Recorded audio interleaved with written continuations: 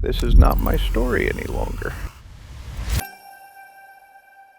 That's not a line from a script. That was said on a real Zoom call to real HBO executives by the man who invented every family, every war, every betrayal in this universe. George R.R. Martin, a writer famous for knowing exactly how to end a story, looked at his own creation and realized he had no idea how to save it. Because here's the thing most people miss about what happened between George R.R. Martin and House of the Dragon. This isn't a story about creative differences. It's not even a story about ego. It's about a man who watched the same catastrophe happen twice in one lifetime, and the second time, he refused to let his name go down with the ship. But what if I told you that the real breaking point wasn't a disagreement about scripts or budgets or casting? That the entire relationship between the creator of this universe and the people running his show was destroyed by a missing toddler. I mean, of course I'll talk about everything. The deleted blog post HBO tried to bury, the writer who bragged about never watching Game of Thrones, the secret wife feud that nobody talks about, all of it, in detail. But first, we need some context. When House of the Dragon was announced, it felt like redemption. Game of Thrones had ended in what most fans consider a disaster. Rushed arcs, character assassinations, Daenerys going from liberator to war criminal in 45 minutes of screen time. And George, whether he admitted it or not, carried the weight of that backlash. People blamed him, not just the showrunners, him, because he never finished the books, because the show outran his story and crashed into a wall he hadn't built yet. So House of the Dragon was supposed to be different. This time the source material, Fire and Blood, actually existed. This time, George would be an executive producer and co-creator. He'd read scripts, give notes, shape the story from the inside. And Season 1 played out almost exactly like that. George and showrunner Ryan Condal worked closely. Feedback was exchanged, notes were implemented, and the result was a season that felt like a return to form. Then, Season 2 happened, and the whole thing collapsed. But the rot started even before Season 2 aired, and to understand that, we need to talk about the man who left first. Now I've got to pause here because this part of the story almost never gets told. Before Ryan Condal was the sole king of House of the Dragon, he shared that throne. Miguel Sapochnik, the man who directed Battle of the Bastards and The Winds of Winter, served as co-showrunner for the first season. Then, he abruptly quit. The official story was that he wanted to move on from Westeros, but industry leaks later revealed the real catalyst. Sapochnik had demanded that HBO elevate his wife, Alexis Rabin, who played a minor lady-in-waiting in the show, to the core producing team. HBO refused, citing her lack of experience. A professional mediator was brought in. It didn't work. Sapochnik fired his agents and walked away from the show entirely. And here's the part that makes this truly tragic. During that behind-the-scenes civil war, George sided with Condal. He backed the writer over the director. That endorsement made Condal the sole, uncontested showrunner. No one to check his power, no one to push back on his decisions, no creative equal sitting across the table. George essentially helped build the throne that Condal would later use to freeze him out. You see what's happening here? The man who writes about the consequences of unchecked power accidentally created an unchecked power structure in his own show. You couldn't write this irony if you tried. So now Condal is alone at the top. And this is where the butterflies start. In Fire and Blood, there's a scene called Blood and Cheese. Two assassins break into the Red Keep to murder one of Aegon's sons. Queen Helena has 3 children, Jaehaerys, Jaehaera, and a toddler named Maelor. The assassins force Helena into an impossible choice. Pick which son dies. She offers her own life. They refuse. She names Maelor, hoping to save the heir. The killers murder Jaehaerys anyway.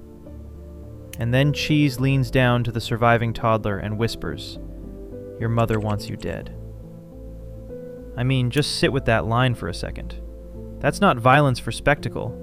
That's psychological devastation, engineered to echo through decades of a character's life. The show cut all of it. They erased Maelor entirely, and they replaced Helena offering her own life with her offering a necklace. I have a necklace. It's of great value. A necklace.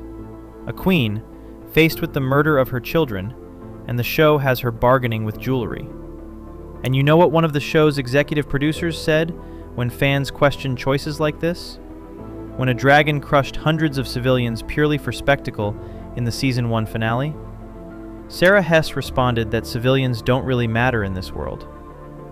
This is the same universe where George wrote Septon Maribald's speech, one of the most devastating anti-war monologues in all of fantasy literature, about how the Game of Thrones grinds ordinary people into dust.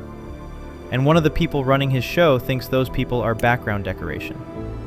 But the Maelor problem goes far deeper than one butchered scene. George warned Condal directly that removing this toddler would trigger a butterfly effect, small changes compounding into catastrophic failures down the road. Condal promised Maelor would appear later. He never did. And here's why that matters more than anyone realizes. In the books, Maelor is smuggled out of the capital, but discovered and torn apart by a mob at Bitterbridge. The guilt of having named him, of having said, "Take him, not the other one," and then learning he was ripped apart by strangers anyway, that is what drives Helena to suicide. And because Helena was universally beloved by the small folk, rumors spread that she was murdered by the opposing faction. That rumor ignites the storming of the Dragon Pit, the apocalyptic riot that ends the Age of Dragons. One toddler, one missing block at the bottom of the tower, and the entire ending collapses. George revealed in his deleted blog that in Condal's outline for Season 3, Helena still kills herself, but for no particular reason. The most important psychological domino in the entire story just falls over because the script says so. And this is where we truly start to understand why George snapped. Because he'd seen this exact pattern before.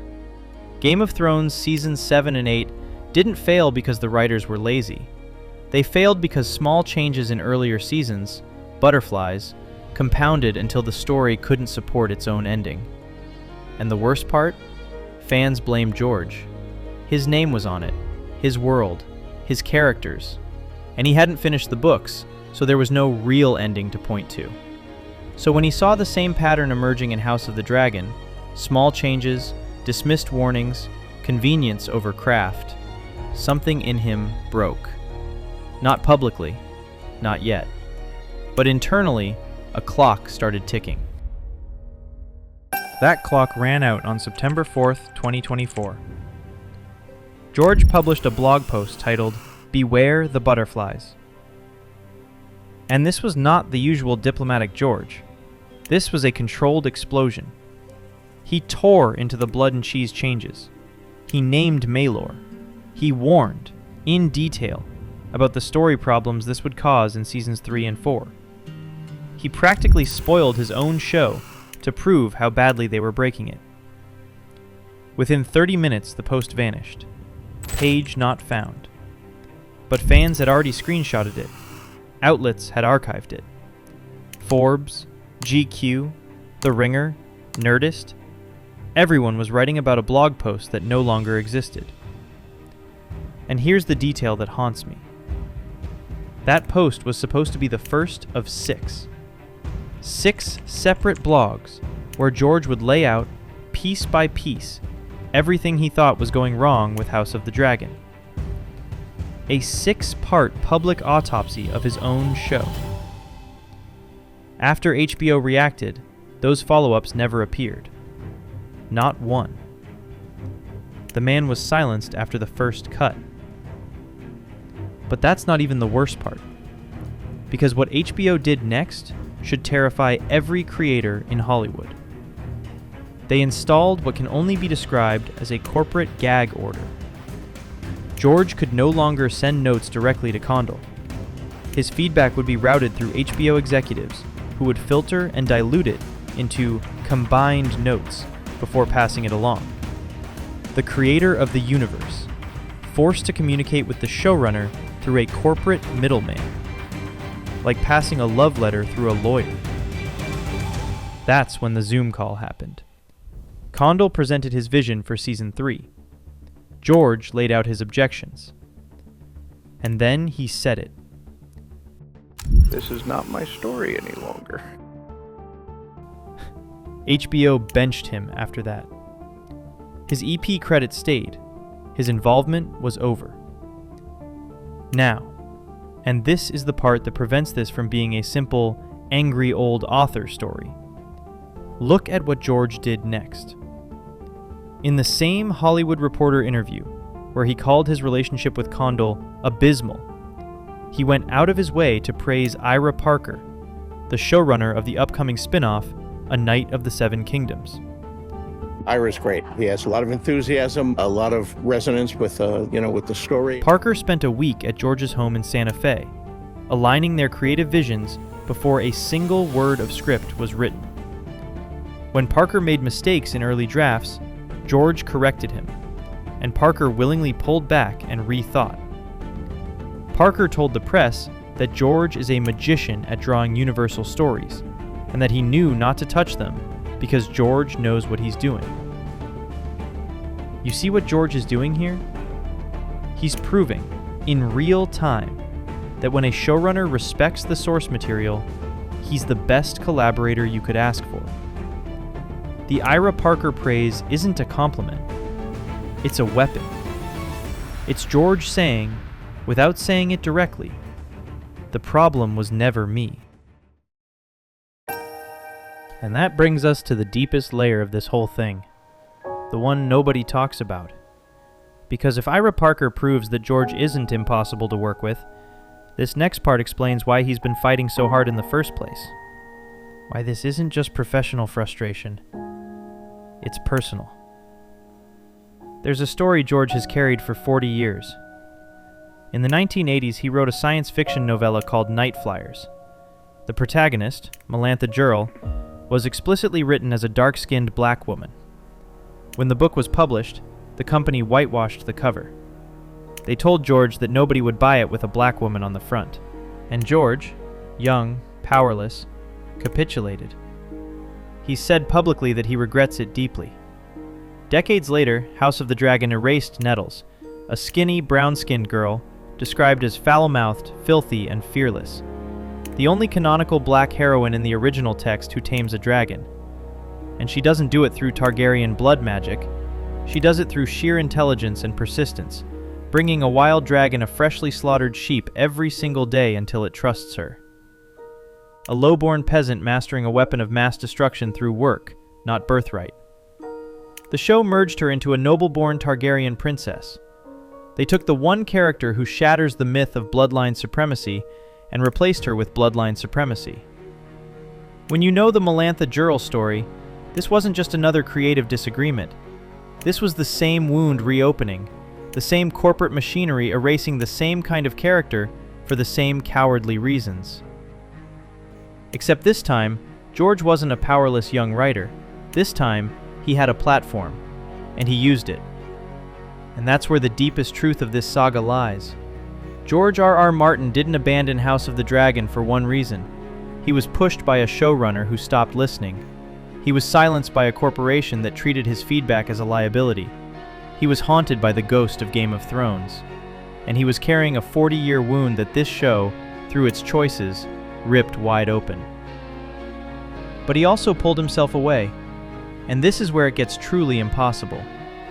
Years ago, George promised he wouldn't write a single script until The Winds of Winter was finished. That book is now over a decade late. He knows it. The fans know it. Every interview, every convention, every comment section, the same question, the same guilt, the same weight pressing down on him. So he locked himself out of the writer's room on purpose. Not because he didn't care about the show, but because every television script he writes is a public confession that the book isn't coming. He chose his novel over his show, and then the show chose to leave him behind. He gave them the blueprints but refused to be the architect on site. And then he watched from the window as they started cutting corners. There's something almost Shakespearean about that. A man who built the most complex fantasy world in modern fiction, trapped between two legacies he can't finish at the same time. And now the walls are closing in from the outside too. His 5-year overall deal with HBO, signed in 2021, worth tens of millions, is expiring. And given the deleted blogs, the abysmal quotes, the corporate gag orders, the chances of renewal are slim. Here's what that means in plain terms. HBO owns the adaptation rights to his universe. They don't need George's blessing to keep making shows. They don't need his notes, his approval, or his name on anything other than the source credit. The man who invented Westeros is about to become a bystander in his own world. The butterflies will keep flying, and George will watch from the outside, writing the ending he always wanted, if he can finish it, while strangers tell a different version of his story to millions. Because at the end of the day, George R.R. Martin once quote a line said by William Faulkner that keeps echoing louder the older he gets. The only thing worth writing about is the human heart in conflict with itself. He didn't know he was writing about himself. But here's what I want to know from you. Do you think George was right to walk away and protect his name? Or by refusing to stay in the room and fight, did he become the architect of the very disaster he was warning about? Let me know what you think in the comments. So, if you've made it this far, thank you so much for watching. If you enjoyed the video, I'd really appreciate it if you leave a comment, give a like, and click to subscribe. Until then, stay cult.